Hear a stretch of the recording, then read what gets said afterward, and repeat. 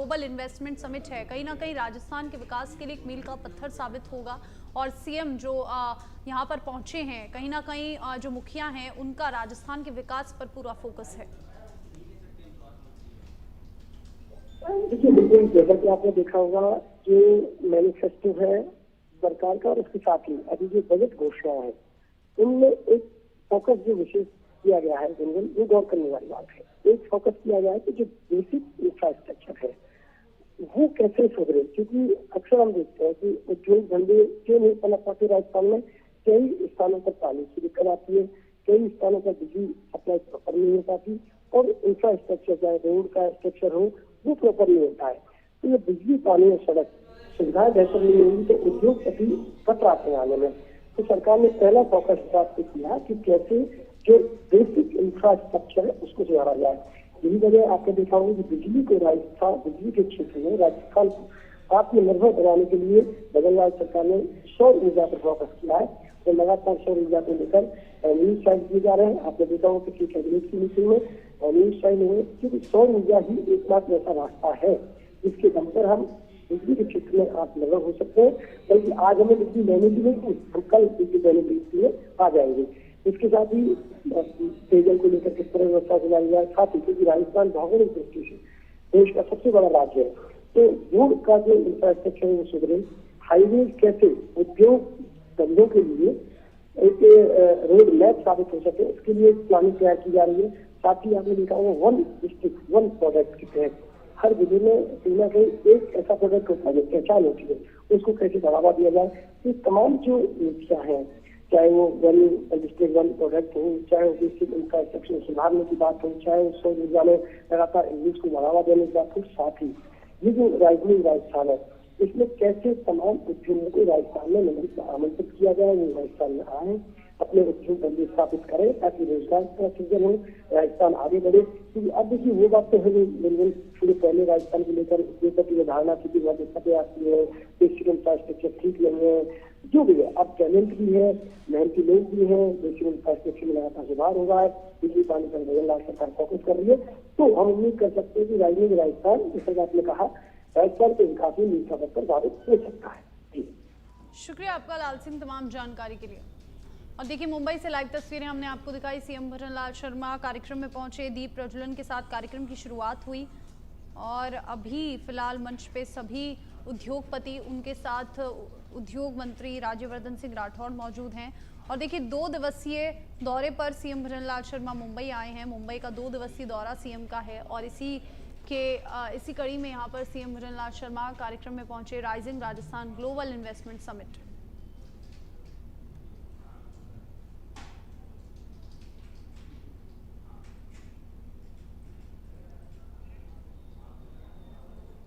the transformative journey which the state of Rajasthan under the leadership of Honorable Chief Minister envisions for the next period of 5 years. To give a brief snapshot, Rajasthan is a vibrant and sizable economy having GSDP of roughly around $180 billion, and in the last fiscal it grew at a rate of 12%, which is much higher than the majority of the states of the country and higher than the national average growth of the country's GDP. We are the second largest producer of minerals in the country when you calculate in terms of the actual value added into the economy. We are the largest producers of mustard, millets, spices and medicinal crops. And the sectoral breakup of this whole growth is pretty balanced, particularly when you consider the service sector and the industry sector. And this sectoral breakup helps us in strategizing that what are the areas where we should be focusing more in terms of policy interventions, or maybe in terms of the regulatory framework which is needed, or in terms of the ease of doing business interventions which are needed in the state. So, what is Rising Rajasthan? So, the Rising Rajasthan is as per the announcement in the manifesto, which has been adopted as a policy guideline by the state government, is to double the size of the economy in the next 5 years period. That is from $180 billion.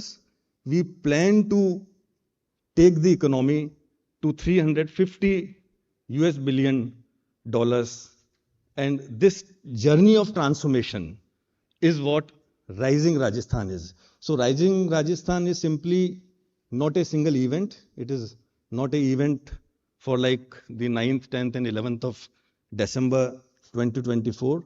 It is only one milestone which would be in the month of December 2024. There would be series of events and series of initiatives, because we understand if we have to add another Viksit Rajasthan to the mission of Viksit Bharat, that is to say, to double the size of the economy, there is a need of transformation of the state into a thriving engine of economic growth.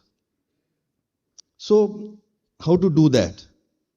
So, my majority of the presentation would be focused on this particular aspect. There has to be some kind of strategy. Simply saying that we'll double the size of economy in the next period of 5 years would appear that many states are talking about this. But when we talk about Rising Rajasthan, there is a very clear-cut strategy and roadmap.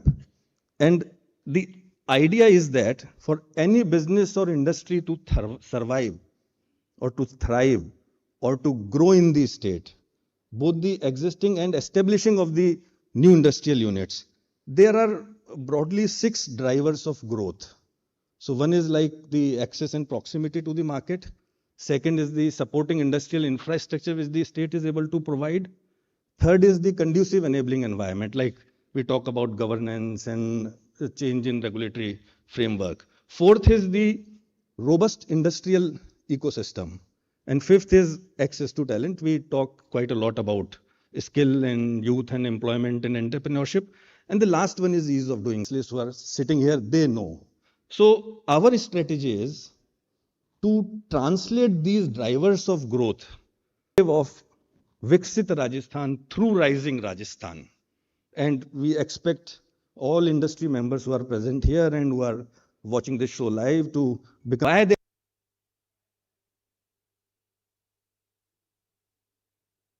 are the competitive advantages. So the competitive advantage, broadly, the 6 key fundamental parameters are the strategic location and connectivity advantage of the state, the infrastructure advantage, what we have done so far and what we are planning to do in the future, the policy advantage, the ecosystem advantage, skill and talent, and the institutional advantage. So I'll try to walk you through all these 6 broad competitive advantage which Rajasthan has and which will force you to think about Rajasthan as your next investment destination. So the first is strategic location and connectivity. Rajasthan is a gateway to almost 40% of the India's overall market because of the location, strategic location which Rajasthan has. So it borders around 6 big states and there is a strong network of connectivity, infrastructure and logistics.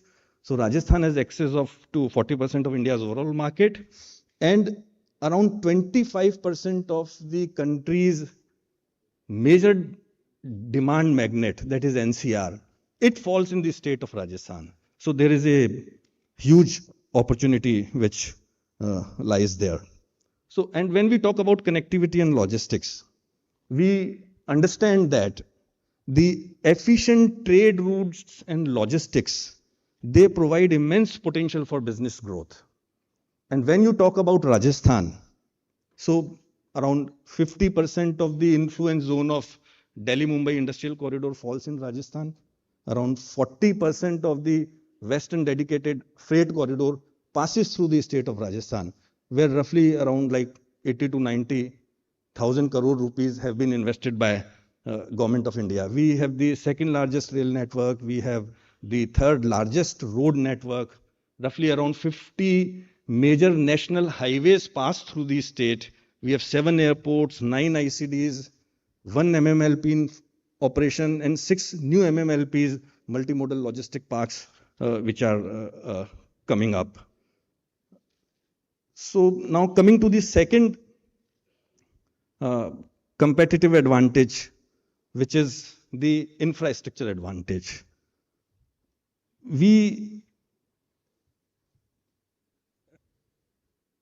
not exactly, I would say that claim, but there is a lot of evidence that Rajasthan provides world-class infrastructure in several sectors. So apart from having 415 industrial areas and 92,000 acres of land, we have got 30 sector-specific parks. They cater to the specific needs of each sector in terms of infrastructure and enabling them in doing their business efficiently and with ease. And the evidence which I was talking about is that out of the 41 industrial parks which have been rated into the leaders category by Government of India, 17 fall in the state of Rajasthan. So out of 41 in whole of the country, we have those 17 industrial parks which are in the leaders category under the Industrial Park Ranking System 2.0, which is issued by DPIIT. And Rajasthan has been a pioneer in creating international and global collaborations, like the Japanese zone at Nimrana. So it is one of its own kind, and after that, number of states on directions of Government of India and on their own volition, they have taken up the similar concept. Now, this was what we have. So what we have to offer to you. So I would say that we are ready for the future, and under the directions of our Honorable Chief Minister and his guidance, we are developing broadly 5 major industrial parks, which will be having plug and play infrastructure facilities in Rajasthan. The details of these parks and other further details have been provided into the 3 different set of brochures which have been provided to you in the kit during the time of registration. So there are a lot of details. The sector covers like apparel, agro and food, IT, ITS, then auto and electric vehicles, ceramic and glass.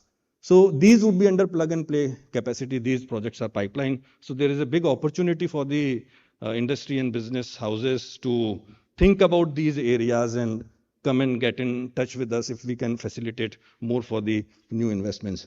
Furthermore, Rajasthan is now also thinking about having private partnerships in infrastructure development, particularly the industrial park related infrastructure development. So we offer a unique blend of robust existing infrastructure, the innovative initiatives like private participation, and strong global partnerships. Our third competitive advantage is about policy. So as we all know, sitting here, there are a lot of people who are from Rajasthan and have earned a big name in the world of business. So Rajasthan since long had been constrained and constricted by several geoclimatic reasons. So the growth was slow like decades ago. But it is the strong policy advantage of the state of Rajasthan, because of which we have been able to do wonders in a number of areas.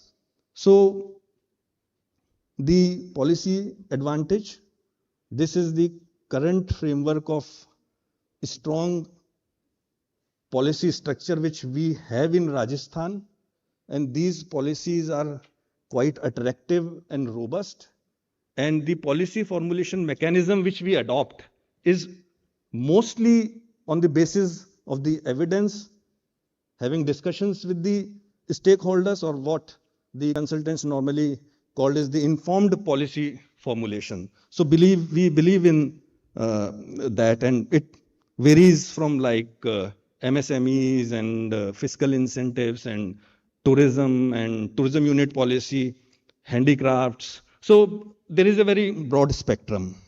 But as I had mentioned in the beginning, that if we are talking about doubling that size of economy, if we are talking about what has to be the strategy behind rising Rajasthan, so this existing framework, we found that it is not enough. And we needed a complete policy reboot. And how this policy reboot is going to happen. So the overall structure, I will try to explain it in brief, that on the left hand side, you will see there are two overarching policies, the industrial policy and the MSME policy. What we are doing is that these two policies would determine the guiding principles for whole of the policy ecosystem of the state. And in the second column, you see there are 9 set of new policies which have been worked out, and in more than half we have done the stakeholder consultation. They would be very soon released, but the basic features are again available in the brochures which we have provided you. So it expands to areas like private industrial parks and logistics and export promotion and integrated cluster development and ODOP and textile and apparels and data center, skill employment, entrepreneurship and tourism policy as well. And then these policies certainly cover more than fiscal incentives. But what we have done is we have accumulated all set of fiscal incentives into the last column, that is the third column, which is the investment promotion scheme. So there would be new, very exciting and interesting provisions which would be coming in this new policy as well. Fourth point is, which is the third last one, is the ecosystem advantage.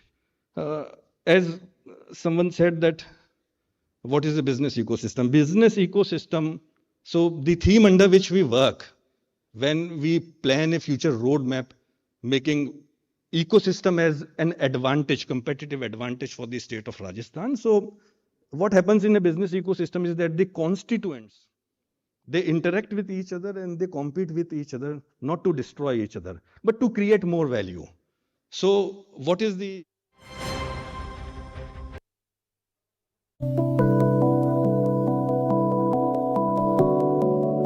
Welcome to Nirvan University, Jaipur, a distinguished institution established by Government of Rajasthan through Act No. 2 of 2017. Situated on Jaipur-Agra Highway, it spans across 35 acres of lush green campus amidst Aravali Hills. University takes pride in its rich heritage and dedication to excellence in education. Led by the visionary Dr. S.L. Sihar, the chairperson, Nirvan University holds the honor of being recently bestowed with the Pride of Rajasthan Award. Under the patronage of Nirvan Charitable Trust, our institution heads 13 esteemed establishments, accredited by esteemed bodies such as University Grants Commission, Pharmacy Council of India, Dental Council of India, Indian Nursing Council and the Bar Council of India.